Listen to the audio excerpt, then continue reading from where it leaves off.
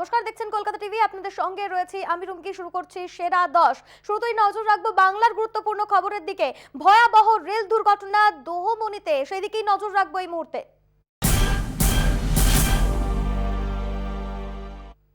ভয়াবহ রেল দুর্ঘটনা ঘটেছে জলপাইগুড়ির ময়নাগুড়ির দোহমনিতে, এবং যেরকমটা জানা যাচ্ছে এখনো পর্যন্ত 5 জনের মৃত্যুর খবর মিলেছে। অফিসিয়ালি এই খবর মিলেছে, তবে আরো মৃত্যুর সংখ্যাটা বাড়তে পারে। বেশ কয়েকজন গুরুতর আহত রয়েছেন, তাদেরকে এই মুহূর্তে হাসপাতালে নিয়ে যাওয়া হচ্ছে। এখনো পর্যন্ত উদ্ধার কাজ চলছে। গুয়াহাটি বিকানের এক্সপ্রেস দুর্ঘটনার কবলে পড়েছে এবং 12টি বগি লাইনচ্যুত হয়ে গিয়েছে। তার মধ্যে 4 থেকে 5টি বগি দুমড়ে মুচড়ে যাওয়ার খবরও মিলেছে। আমাদের প্রতিনিধিরা সেই খবর তুলে ধরছেন আপনাদের সামনে। ইতিমধ্যেই বিপর্যয় মোকাবিলার দল এবং জেলা প্রশাসনের তরফ থেকে উদ্ধার কাজ চালানো হচ্ছে। অন্ধকার হয়ে গিয়েছে সেই জায়গা থেকে উদ্ধার কাজে যথেষ্টই বেগ পেতে হচ্ছে, তবে উদ্ধার কাজ চালিয়ে যাওয়া হচ্ছে এই মুহূর্তে। সেই ছবি আপনারা দেখতে পাচ্ছেন। এখনো পর্যন্ত অফিসিয়ালি যে সংখ্যাটা জানা গিয়েছে 5 জনের মৃত্যুর খবর মিলেছে। বেশ কয়েকজন গুরুতর আহত, তাদেরকে হাসপাতালে নিয়ে যাওয়া হয়েছে। রাজ্যের মন্ত্রী গৌতম দেব তিনি ঠিক কি বলেছেন আমরা এই মুহূর্তে একবার শুনবো। নির্দেশে যাচ্ছে স্পটে, সবাই তো এসছেন এখানে। আমাদের রাজ্য প্রশাসনের উত্তরবঙ্গের সমস্ত আইজি থেকে আরম্ভ করে এসপি ডিএমরা, অ্যাক্সিডেন্টটা হয়েছে সে অ্যাক্সিডেন্টে তাদেরকে উদ্ধার করে হাসপাতালে নিয়ে যাওয়া, প্রপার ট্রিটমেন্ট করানো, এটাই মূল উদ্দেশ্য। মুখ্যমন্ত্রী সচিবালয় থেকে নির্দেশ এসেছিল এবং মুখ্যমন্ত্রী বলেছেন ঘটনাস্থলে গিয়ে টোটাল ব্যাপারটাকে পর্যবেক্ষণ করা, মনিটরিং করা, সেই কাজ করার জন্য ঘটনাস্থলে যাচ্ছি। মৃতের সংখ্যা এখনো জানা যাচ্ছে কতজন আহত? না, সেটা আমি জানি না, আমি স্পটে না গেলে বুঝতে পারছি। হসপিটালে যাবেন কি? হ্যাঁ, এই মুহূর্তে যে ছবির দিকে আমরা নজর রেখেছি, যে ঘটনাস্থল, সেই ঘটনাস্থলে এই মুহূর্তে প্রচুর মানুষের ভিড়। স্থানীয়রা উদ্ধার কাজ করছেন এবং এর পাশাপাশি বিপর্যয় মোকাবিলার দল এবং স্থানীয় প্রশাসনের তরফ থেকে উদ্ধার কাজে হাত লাগানো হয়েছে। যে ছবিটা রয়েছে, অন্ধকার হয়ে গিয়েছে সেই জায়গা থেকে উদ্ধার কাজে যথেষ্টই বেগ পেতে হচ্ছে। 4 থেকে 5টি বগি দুমড়ে মুচড়ে গিয়েছে এবং 12টি বগি ক্ষতিগ্রস্ত বলে জানা গিয়েছে। হেল্পলাইন নম্বর চালু করা হয়েছে রেলের তরফে। যারা দুর্ঘটনাগ্রস্ত বা দুর্ঘটনার যারা আহত হয়েছেন তাদের আত্মীয়দের জন্য এই হেল্পলাইন নাম্বার খোলা হয়েছে। এবং উত্তরবঙ্গ মেডিকেল কলেজ হাসপাতাল, সেই হাসপাতালকেও পুরোপুরিভাবে তৈরি রাখা হয়েছে, আপৎকালীন ভাবে তৈরি রাখা হয়েছে উত্তরবঙ্গ মেডিকেল কলেজ হাসপাতাল। এই মুহূর্তে ঘটনাস্থলে রয়েছেন আমাদের প্রতিনিধি কৌস্তব ভৌমিক। তার কাছ থেকে জানতে চাইবে পরিস্থিতি। কৌস্তব, তোমার কাছ থেকে জানতে চাইবে এই মুহূর্তে ঠিক কি ছবি রয়েছে। দেখো, ছবিটা কিন্তু এখনো বদলায়নি, এখনো উদ্ধার কার্য চলছে। ইতিমধ্যে কিন্তু দেখা গেল একটি ট্রেনের জানালা দিয়ে একজনকে বের করে নিয়ে আসা হয়েছে, তবে সে জীবিত না মৃত এখনো পর্যন্ত পরিষ্কার নয়। ট্রেনের ভেতরে কিন্তু আরো বেশ কয়েকজন আটকে থাকার সম্ভাবনা রয়েছে। ইতিমধ্যে উত্তরবঙ্গের আইজি, জলপাইগুড়ির পুলিশ সুপার এবং বিএসএফ বর্ডার সিকিউরিটি ফোর্সের যারা কর্তা রয়েছে এবং জওয়ানরা রয়েছে, সিভিল ডিফেন্স, একাধিক উদ্ধারকারী দল ঘটনাস্থলে রয়েছে। উদ্ধার কার্য কিন্তু এখনো চলছে। চারিদিকে কিন্তু শুধু আর্তনাদ, প্রচুর মানুষ যারা ট্রেনে ছিলেন তারা কিন্তু, যারা জীবিত রয়েছেন তারা কিন্তু এখনো পর্যন্ত সেই আতঙ্ককে কাটিয়ে উঠতে পারেনি। আমরা একটি পরিবারের সাথে কথা বলেছিলাম, যারা কিন্তু বিকানের থেকে যাচ্ছিল কোচবিহারের উদ্দেশ্যে, হঠাৎই তারা এই দুর্ঘটনা কবলে পড়ে। কোনো কিছু বুঝে ওঠার আগে কিন্তু তারা কিন্তু এই মুহূর্তে একটা ট্রমার মধ্যে রয়েছে, ঠিকভাবে কথাও বলতে পারছে না। চোখের সামনে তারা মৃত্যুকে দেখেছে, কার্যত মৃত্যুর সামনে থেকে তারা কিন্তু ফিরে এসেছে। এই মুহূর্তে কিন্তু একদম যুদ্ধকালীন তৎপরতায় উদ্ধার কাজ চলছে এই দোমোহনী এলাকায়। বিভিন্ন উদ্ধারকারী দল রয়েছে। এখনো কিন্তু হতাহতের সংখ্যা কতটা এখনো পরিষ্কার নয়। এখনো উদ্ধার কাজ চলছে। এই হতাহতের সংখ্যা কিন্তু বাড়তে পারে বলে মনে করা হচ্ছে। কতক্ষণে উদ্ধার কাজ চলবে সেই বিষয়টি পরিষ্কার নয়। এখানে কৃত্রিম ভাবে আলোর বন্দোবস্ত করা হয়েছে। পাশাপাশি তোমাকে বলে রাখবো যে জলপাইগুড়ি জেলার যে সমস্ত স্বেচ্ছাসেবী সংগঠনগুলি রয়েছে, তাদের যারা কর্মকর্তা বা যাদের যারা সদস্য রয়েছে, তাদেরকে কিন্তু উদ্ধার কাজে হাত লাগাতে রাখা গিয়েছে। প্রচুর অ্যাম্বুলেন্স কিন্তু স্ট্যান্ড বাই রাখা হয়েছে। যাকে উদ্ধার করা হচ্ছে তৎক্ষণাৎ তাকে জলপাইগুড়িতে নিয়ে যাওয়া হচ্ছে। যদি তার অবস্থা অবনতি হয় তাকে কিন্তু শিলিগুড়ি নিয়ে যাওয়ার বন্দোবস্ত রাখা হয়েছে। রুমকি, একেবারে অনেক ধন্যবাদ। তুমি পরিস্থিতির দিকে নজর রাখো কৌস্তব। আমরা আবারও তোমার কাছে যাব। আমাদের সঙ্গে ছিলেন টেলিফোন লাইনে প্রতিনিধি কৌস্তব ভৌমিক। আমরা কথা বলেছিলাম নর্থ ফ্রন্টিয়ারের রেলওয়ে সিপিআরও গুণিত করের সঙ্গে। তিনি ঠিক কি বলেছেন আমরা একবার শুনবো। तो train 15633 Bikaner Guwahati express around 5 बजे डिरेल हुई है between new Domohani and new Moynaguri. ये अलीपुरद्वार डिवीजन रेलवे डिवीजन में पड़ते हैं स्टेशन। वहाँ के जो डिविजनल रेलवे मैनेजर हैं वो ऑलरेडी ऑन साइट हैं एंड वहाँ की सिचुएशन को असेस कर रहे हैं, वहाँ के पैसेंजर्स को हेल्प कर रहे हैं। अभी तक हमारे पास कोई इंजर्ड पैसेंजर्स के नंबर नहीं आए हैं, लेकिन रेलवे ने अपनी तरफ से 5 लाख रुपए का एक्स ग्रेशिया अमाउंट अनाउंस किया है इन केस कोई डेथ होती है तो, और अगर कोई सीवियर इंजरी है तो उस केस में 1 लाख रुपीज का एक्स ग्रेशिया अमाउंट दिया जाएगा पैसेंजर को, और अगर कोई माइनर इंजरी भी है तब भी 25,000 का एक्स ग्रेशिया हमने अनाउंस किया है। ओके मैम, अभी तक कैजुअलिटी और इंजर्ड नई डिटेल्स नहीं आई हैं अभी तक डिटेल्स नहीं आई हैं। इनफैक्ट हमारे जनरल मैनेजर भी यहाँ से इमीडिएटली निकल गए हैं।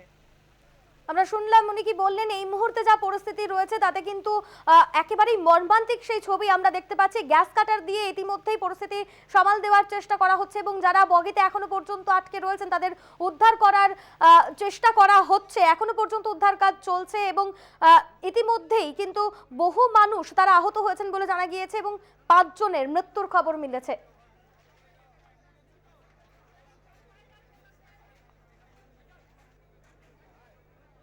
উত্তরবঙ্গে দুর্ঘটনার কবলে গুয়াহাটি বিকানের এক্সপ্রেস। বিকেল 5টা নাগাদ দুর্ঘটনাটি ঘটে।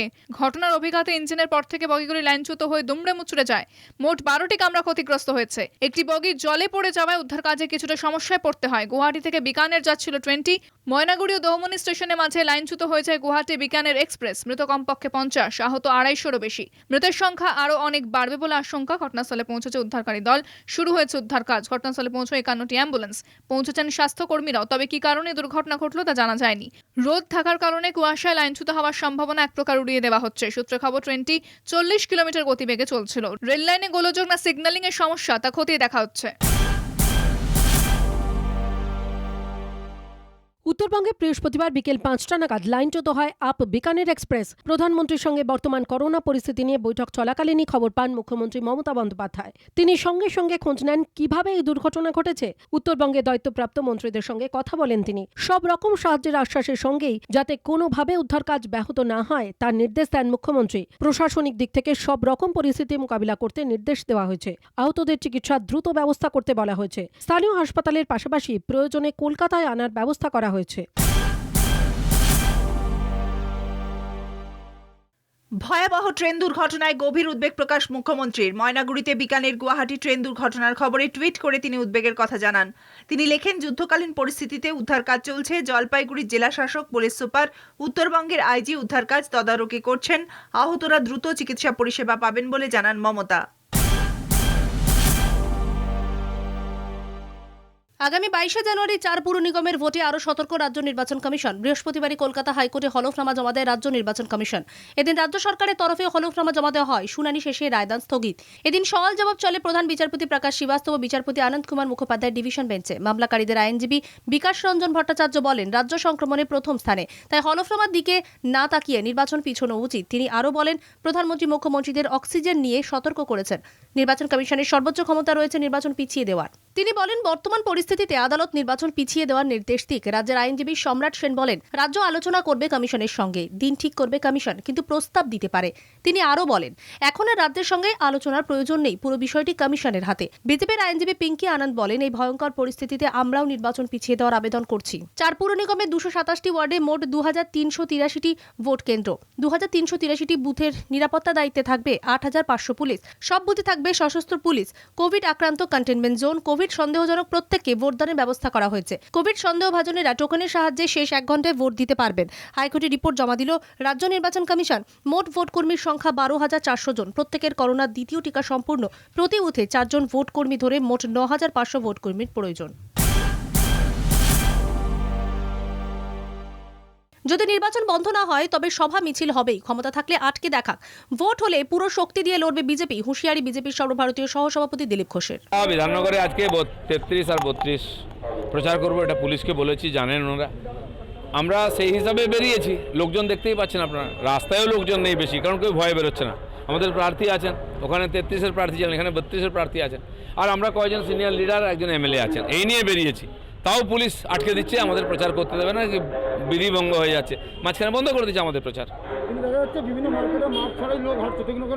না না, মার্কেট চলছে, টিএমসির মিটিং চলছে, খেলা চলছে, সমস্ত মেলা চলছে, ঠিক আছে, কিন্তু বিজেপির প্রচার চলবে না। মুখে এমন কথা বলছে ঠিকই, এখন আর ওদের সেই শক্তি নেই। উত্তরপ্রদেশ, বিহার থেকে ওদের লোক আনার ক্ষমতা নেই। নির্বাচনে দাঁড়ালে প্রতিটি দলের প্রতিনিধিকে কমিশনের গাইডলাইন মেনেই চলতে হবে। ভোট হলে সভা মিছিল হবে। এই প্রসঙ্গে বিজেপি নেতা দিলীপ ঘোষকে এক হাত নিলেন মেয়র ফিরহাদ হাকিম। সেটা মুখে বলছে, এখন আর ওদের সেই শক্তিটা নেই যে মিছিল করবে, কারণ এখন ইউপি বিহার থেকে লোক আনার মতন ক্ষমতা ওদের নেই।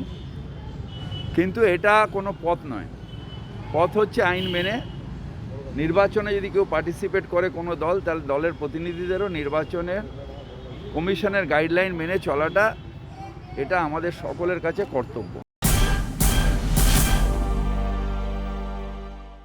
বিজেপি ধর্মের বিদ্বেষ, জাতি বিদ্বেষ, ভাষা বিদ্বেষ ছড়াচ্ছে। বিদ্বেষ দিতে দিতে নিজেরাই বিভক্ত হয়ে যাবেন। গঠনমূলক রাজনীতি করা উচিত, যা সুদূর প্রসারী। উত্তরপ্রদেশে বিজেপিতে ভাঙন প্রসঙ্গে কটাক্ষ ফিরহাদ হাকিমের।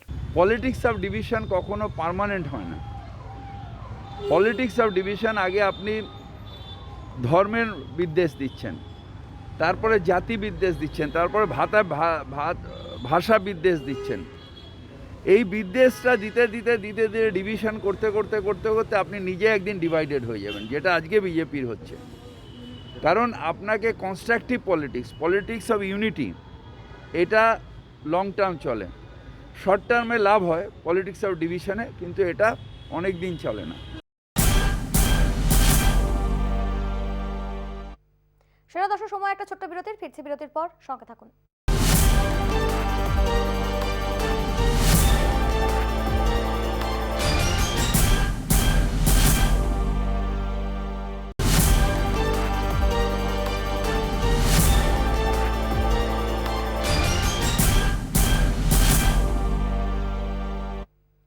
ফিরে এলাম বিরতির পর। আমরা ট্রেন দুর্ঘটনার আপডেটের দিকে নজর তো রাখবোই, তবে আপাতত নজর রাখছি দেশের বাছাই করা খবরগুলির দিকে।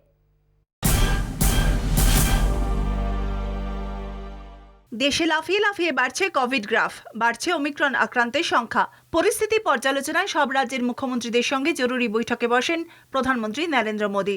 বৃহস্পতিবার বিকেলে দিল্লি থেকে হওয়া এই ভার্চুয়াল বৈঠকে উপস্থিত ছিলেন পশ্চিমবঙ্গের মুখ্যমন্ত্রী মমতা বন্দ্যোপাধ্যায়ও। বৈঠকে মোদী জানান, অযথা আতঙ্কিত না হয়ে সতর্ক থেকে নিয়ম মেনে সকলে করোনা ও ওমিক্রন মোকাবিলা করুন। ভ্যাকসিনই একমাত্র প্রতিরোধের উপায়।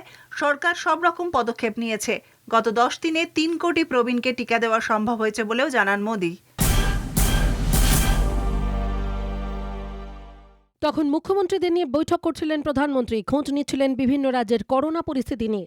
ঠিক তখনই মুখ্যমন্ত্রী মমতা বন্দ্যোপাধ্যায় খবর পান উত্তরবঙ্গে বিকানের এক্সপ্রেস লাইনচ্যুত হওয়ার। খবর পৌঁছয় প্রধানমন্ত্রীর দফতরেও। বৈঠকের মাঝেই আলোচনা থামিয়ে পুরো বিষয়টি মুখ্যমন্ত্রীর কাছে জানতে চান প্রধানমন্ত্রী নরেন্দ্র মোদী।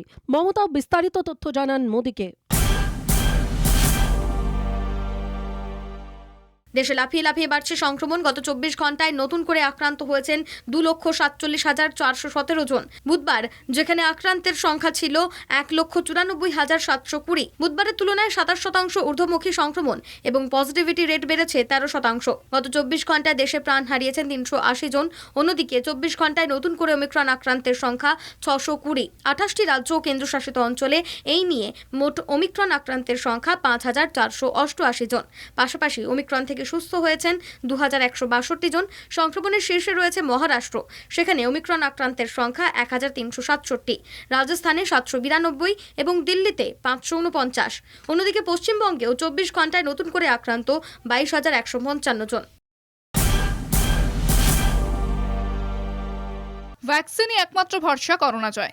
ভ্যাকসিন না নিলে মৃদু উপসর্গই পৌঁছে দিতে পারে মৃত্যুর দরজায়। দিল্লির 4 দিনের মৃত্যুহারের সমীক্ষা তুলে ধরছে সেই তথ্য। সমীক্ষা অনুযায়ী গত 9 জানুয়ারি থেকে 12 জানুয়ারিতে দেশের রাজধানীতে মোট মৃত্যু হয়েছে 97 জনের। মোট মৃতের সংখ্যা 97। এর মধ্যে ভ্যাকসিন গ্রহণ করেননি 70 জন। ভ্যাকসিনের প্রথম ডোজ নিয়েছিলেন 19 জন। ভ্যাকসিনের দ্বিতীয় ডোজ নিয়েছিলেন 8 জন। মৃত্যু মিছিল রুখতে তাই প্রয়োজন দ্রুত ভ্যাকসিনেশন। প্রয়োজনে ডাক্তারি পরামর্শ নিতে হবে বুস্টার ডোজও।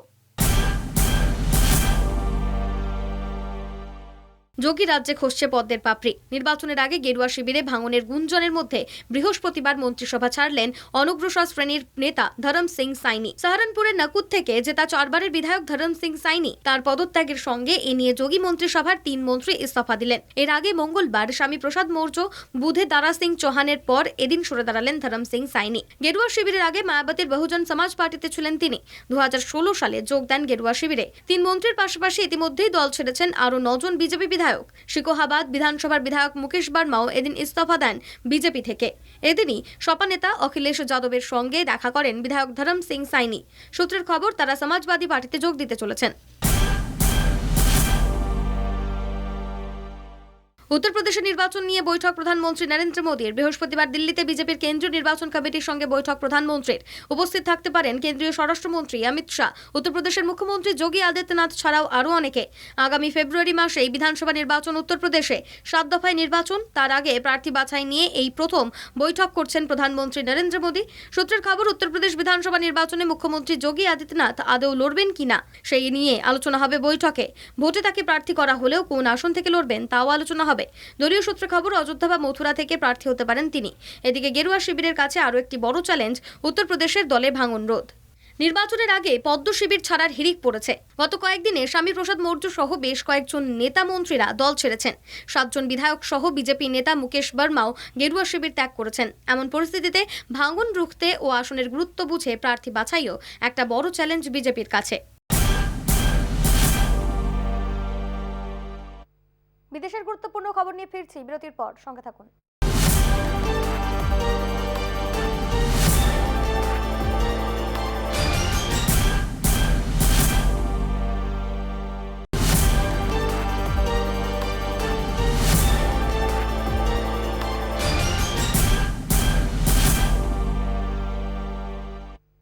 ফিরে এলাম বিরতির পর। নজর রাখবো বিদেশের গুরুত্বপূর্ণ খবরগুলির দিকে।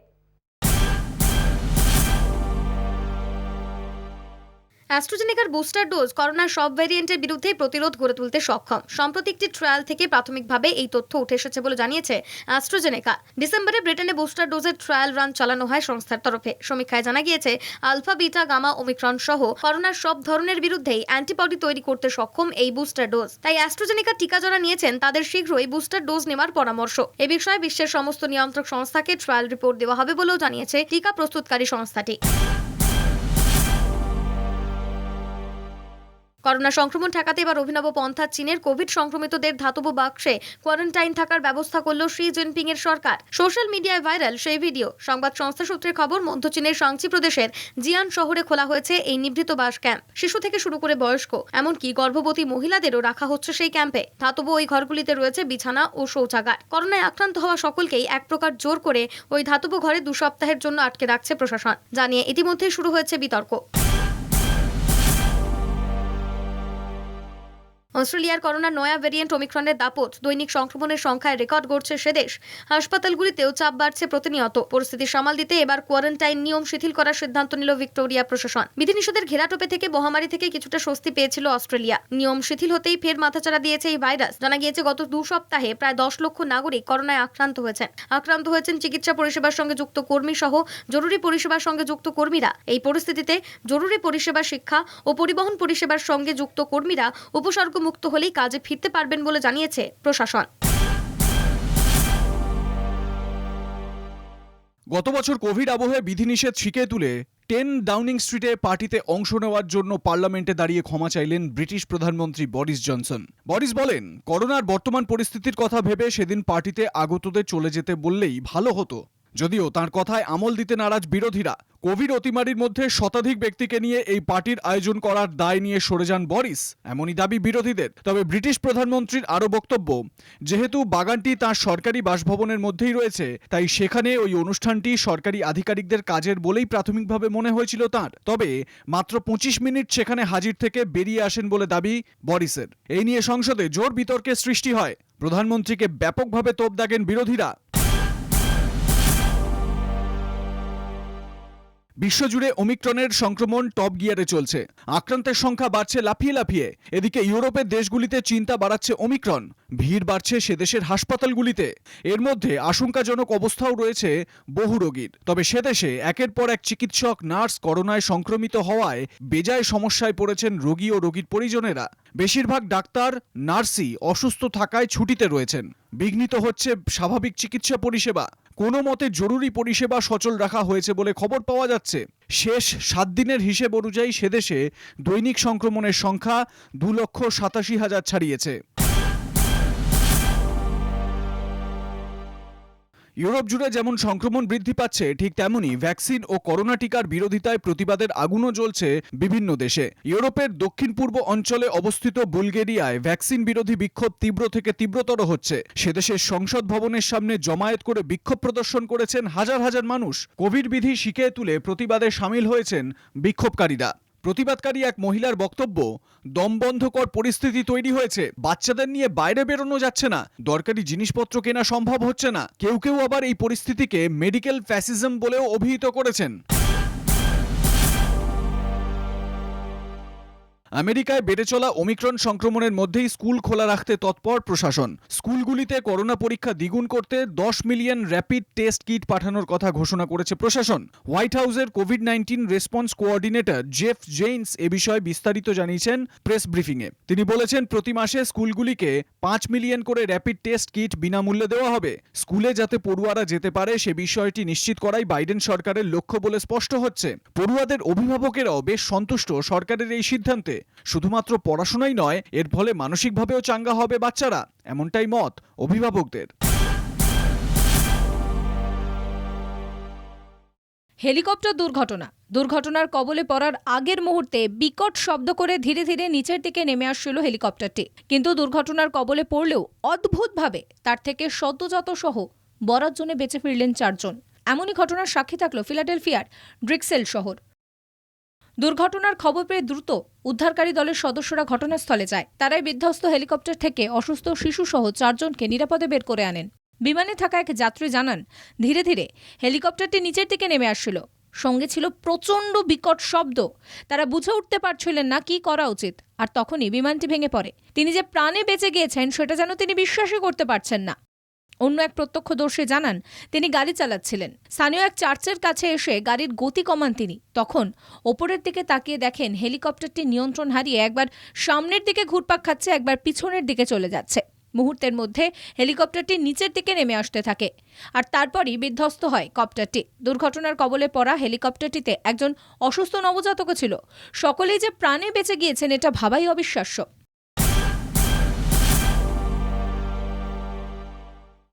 সেরা 10 এখন এই পর্যন্তই। দেখছেন কলকাতা টিভি, রাত দিন 7 দিন।